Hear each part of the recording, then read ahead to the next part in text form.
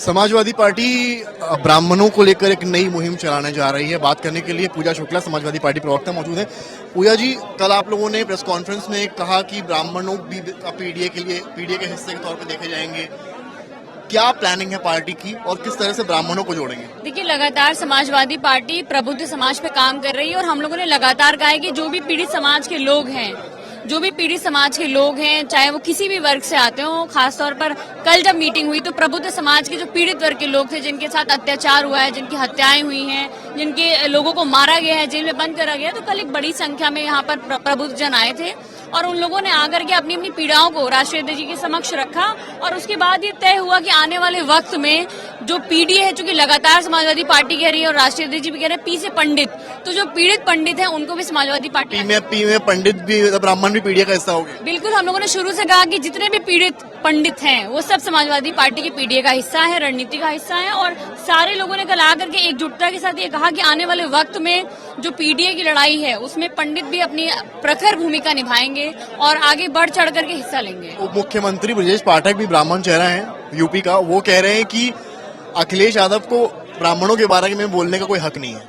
मैं समझती हूँ कि अखिलेश यादव जी से ज्यादा प्रोग्रेसिव लीडर कोई नहीं हो सकता और अखिलेश यादव जी ने जो कार्य अपने कार्यकाल में काम करके दिखाए हैं वैसे अद्वितीय कार्य अभी तक नहीं हुए हैं। रही बात ब्रजेश पाठक जी की, तो सिर्फ जाति मात्र से ब्रजेश पाठक जी को किसी ने भी उस पर्टिकुलर जाति का ठेकेदार बनने का भी अवसर नहीं दिया। हम लोग भी ब्राह्मण समाज से आते हैं। माननीय अखिलेश यादव जी ने हमें रिप्रेजेंटेशन दिया। ब्रजेश पाठक जी ने अपने अलावा कभी किस ब्राह्मण का भला किया वो बताएं। माना जाए कि अब जो है पीडीए के साथ साथ ब्राह्मण वोट भी समाजवादी पार्टी को आएगा। निश्चित तौर पर बहुत बड़ी संख्या में ब्राह्मण समाज जुड़ रहा है और बहुत बड़ा वोटर्स का एक सेक्शन है जो मैं देख रही हूँ जिसके साथ अन्याय हुआ। आप देखिए, कल सैकड़ों लोगों की संख्या थी जिसका योगी आदित्यनाथ की सरकार में इनकाउंटर हुआ, मारे गए और हत्याएं हुई और कोई कार्रवाई नहीं हुई। तमाम लोगों के साथ तो ऐसा भी हुआ कि रेप के कई मामले आए और कार्रवाई नहीं हुई। तो कहीं ना कहीं जिस तरह के आप ये देखिए, परशुराम जी की शोभा यात्रा निकाली गई। करनी सेना एक तरफ तलवारें लहरा रही है, गालियां दे रही है और किस किस तरह से ब्राह्मण वोटर जो अगर नंबर्स की बात करें तो पिछले चुनावों में बीजेपी को गया है।